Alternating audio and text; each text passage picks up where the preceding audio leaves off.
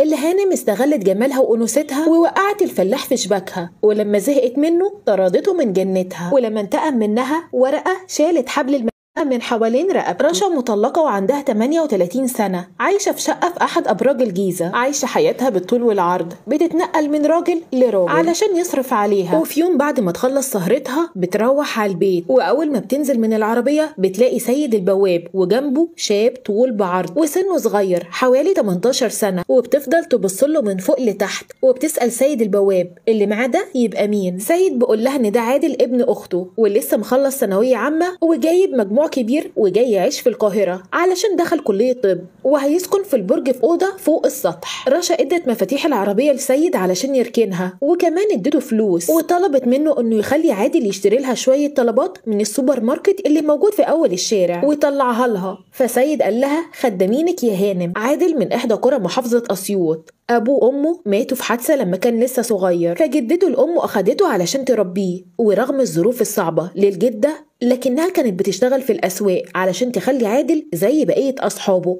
مش محتاج لحاجة، خصوصا إنه كان ابن بنتها الوحيدة.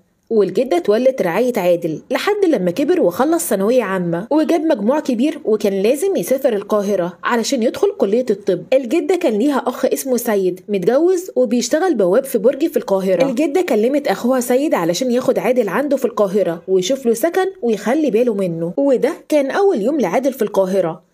وقتها رشا بعد ما طلعت على شقتها سيد ركن العربية وعادل راح علشان يشتري الطلبات من السوبر ماركت، وأول لما رجع للبرج ادى الطلبات لخاله سيد، فسيد قال له يطلع الطلبات دي لست رشا علشان تراضيه، يعني تديله فلوس، وقال له على الدور ورقم الشقة. وبالفعل عادل طلع الطلبات، ولما خبط على الباب اتفاجئ برشا بتفتح له بملابس خفيفة وظاهرة معالم أنوثتها كلها. عادل أول لما شافها كده فضل يبص لها وهو متنح، لأنه كان أول مرة يشوف ست بالشكل ده على الطبيعة. رشا بصت له وضحكت وعرفت وقتها إنه خام، ومسكت ايده ودخلته جوه الشقة وفضلت تتكلم معاه وتضحك، وعادل واقف متنح وهو بيبص على مفاتن رشا. في الوقت ده رشا بتديله فلوس وتقوله يجيلها تاني بكرة بالليل علشان يقيس لها الضغط، وكمان لو احتاجت حاجة تطلبها منه. ومن وقتها وبقى عادل كل يوم والتاني يروح لرشا على شقتها بالليل، ورشا كل مرة بتقرب من عادل أكتر وأكتر. وخلال أسبوع عادل كان نايم على سرير رشا ودخلوا في علاقة غير شرعية، ومن اللحظة دي وعادل أدمن علاقته برشا وبقى كل يوم تقريبا عندها، ورشا علمته السكر والممنوعات،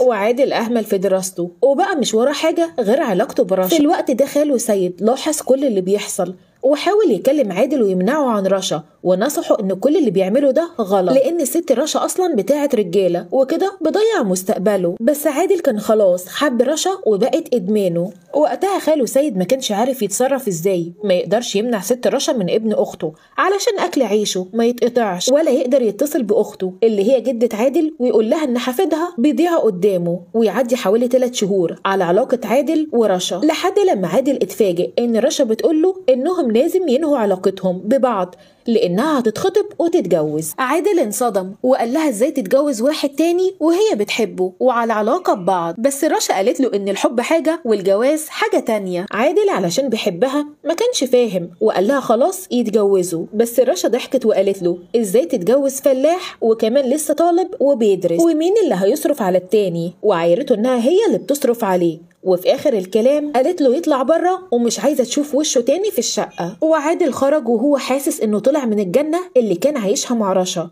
وتاني يوم وهو قاعد مع خاله سيد قدام بوابة البرج لقى رشا نازلة من عربية واحد بيوصلها، وطلعوا الشقة سوا. وقتها خاله سيد قال له ان دي حياة الست رشا، كل يومين مع راجل شكل، وانه ياما نصحه بس هو ما صدقش. وبقى عادل كل يوم والتاني يشوف رشا مع نفس الشاب داخلين سوا بالليل للعمارة، والشاب ده ما بينزلش إلا تاني يوم. وقتها عادل ما استحملش الصدمة وبقى بيسكر علشان ينسى، لحد لما في يوم بالليل وهو في غرفته وسكران على الآخر قرر إنه ينتقم من رشا، وأخد آلة حادة من عنده ونزل لشقة رشا وفتح باب الشقة بنسخة المفتاح اللي رشا كانت مدياها له لما كان معاها علشان يدخل ويخرج براحته. وعادل دخل الشقة ودخل على طول على غرفة نوم رشا، لقاها نايمة ومتغطية، فضل يطعن فيها في صدرها وجسمها، وفجأة وقع على الأرض. وبعد حوالي ربع ساعة فاق ولقى رجال الأمن حواليه ورشا جثة على السرير، وكان وقتها الساعة 10:15 بالليل. فبيتم القبض على عادل وتحويل جثة رشا للطب الشرعي، وعادل بيعترف على طول انه اتخلص من رشا بعد ما سابته ومشيت مع شاب تاني. وطبعا بعد اعترافه بيتم ثبوت التهمة عليه وبيتم الحكم عليه بالإعدام من أول جلسة. لكن اللي بيحصل إن جدته بتروح لمحامي شهير في القاهرة وتترجاه يترافع عن ابن بنتها لأن ملهاش إلا هو وإن مش معاها أتعاب المحاماة. والست فضلت تبكي وتعيط لحد لما أغمى عليه، وبعد محايلات منها على المحامي بيوافق يقرأ ملف القضية، وأول ما بيلاقي ثغرة قانونية بيوافق على القضية. والثغرة اللي محدش أخد باله منها وهي إن عادل وقت ارتكاب الجريمة كان لسه حدث، وده اللي تم ثبوته في محضر الشرطة اللي كان الساعة 10:15، وعمر عادل لحظتها 18 سنة إلا ساعتين، لأن بمجرد ما الساعة تكون 12 في منتصف الليل كان يبقى عادل عنده 18 سنة كاملين. والمحامي طعن على حكم الإعدام. كمان من ضمن أسباب الطعن إن عادل كان سكران وهو بيرتكب الجريمة وكمان لحظة استجوابه، وده اللي ثبت وكيل النيابة وهو بيحقق مع عادل، وكتب إنه كان في حالة سكر باين. وفي نص مادة قانون العقوبات إن المتعاطي مخدر أو في حالة سكر جريمته بتكون منتفية القصد، ومعنى كده إن عادل اتخلص من رشا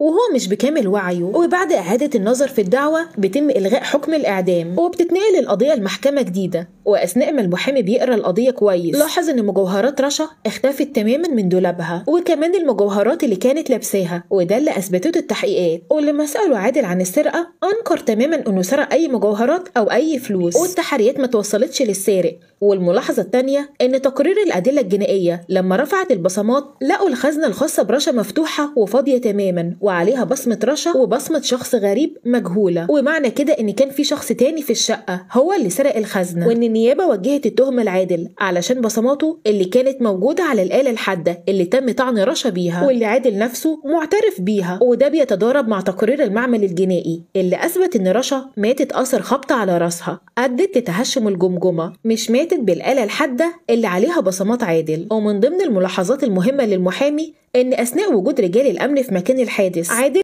كان مغمى عليه، وقتها تم تحويله للطب الشرعي علشان يكشفوا عليه، واللي اكد انه تلقى خبطه على راسه من الخلف، وده اللي عادل مش فاكره اصلا. وده نفس التوقيت اللي رجال الامن وصل لهم مكالمه تليفونيه من تليفون ارضي في الشارع بالحادثه، واول لما وصلوا لقوا عادل مغمى عليه على الارض وهم اللي فوقوه. المحامي اتاكد ان في حاجه غريبه في القضيه، ولما سال عادل لو شاف حاجه او لاحظ اي حاجه ومين اللي خبطوا على راسه، عادل قال انه كان سكران ومش مركز في حاجه، وكل اللي كان مركز فيه ان رشا سابته وراحت لشاب تاني غني. ولما المحامي سأله عن الشاب ده، عادل كان كل اللي يعرفه انه شاب وسيم وواضح عليه ثراء وعمره تقريبا 25 سنة. في نفس الوقت ده المحامي فضل يدور على اي معلومة عن الشاب الوسيم. وفي يوم المحامي وهو قاعد الصبح بيشرب فنجان قهوة وبيفتح الجورنال، لاحظ خبر مكتوب بالخط العريض جرائم ابناء الزواج، وتحت الخبر صورة شاب وسيم من أبناء الزواج، ومكتوب عنده عضوية لأكتر من نادي، وتم القبض عليه وهو بيبيع مجوهرات بسعر أقل من ثمنها الحقيقي. فالجواهرجي شك فيه فبلغ رجال الأمن اللي حققوا مع الشاب اللي ما قدرش يقول مصدر المجوهرات دي منين. المحامي بدأ يربط أقوال عادل معاه بصورة الشاب والمجوهرات،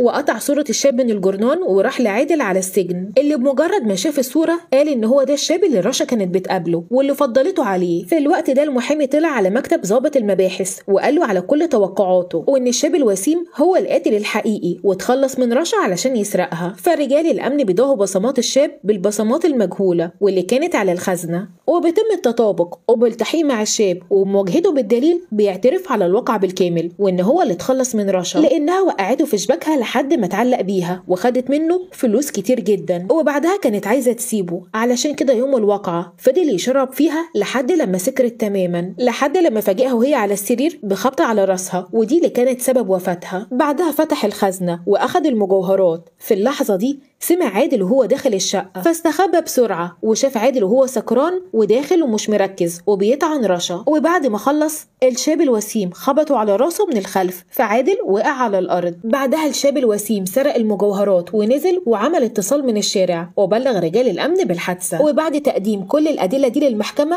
بيتم الحكم على عادل بالبراءه، اصل ما فيش حد بيموت مرتين، ورشا كانت جثه اصلا وقت ما عادل طعنها، القضية دي كانت من كتاب أغرب القضايا للمستشار الكبير بهاء الدين أبو شقة، اللي قال إن بعد سنين كتير وهو بيترافع في قضية بالصعيد ورجع للقاهرة، ركب القطر اللي كان زحمة جدا وما كانش لاقي مكان، فاتفاجئ بشاب بيسيب مكانه وبيقعد المحامي وبيقول له دي أقل حاجة أقدمها لك، وفضل يسلم عليه بحرارة وقال له إن هو الدكتور اللي اترافع عنه من حوالي 10 سنين، وشكره وقال له إنه بقى مدرس في كلية الطب بالصعيد وخلف وعنده ولدين، وإن لولا وقوفه جنبه في القضية ونصايحه ما كانش وصل للمكان اللي بقى فيها. وكمان طلب منه يجي يسلم على جدته اللي كان نظرها ضعيف جدا وراكبه نفس القطر. وقتها المحامي لما راح لقى ست كبيره جدا في السن وجنبها خدامه، وسلمت عليه وهي بتشكره لانه ما كسرش بخاطرها لما جات له المكتب وفضلت تدعي له. يمكن عادل ربنا اخد منه ابوه وامه، لكن اداله جدته اللي وقفت جنبه اكتر من امه وابوه. يمكن عادل ضعف ووقع في ريس الرشا، لكنه مع اول فرصه نجاه ليه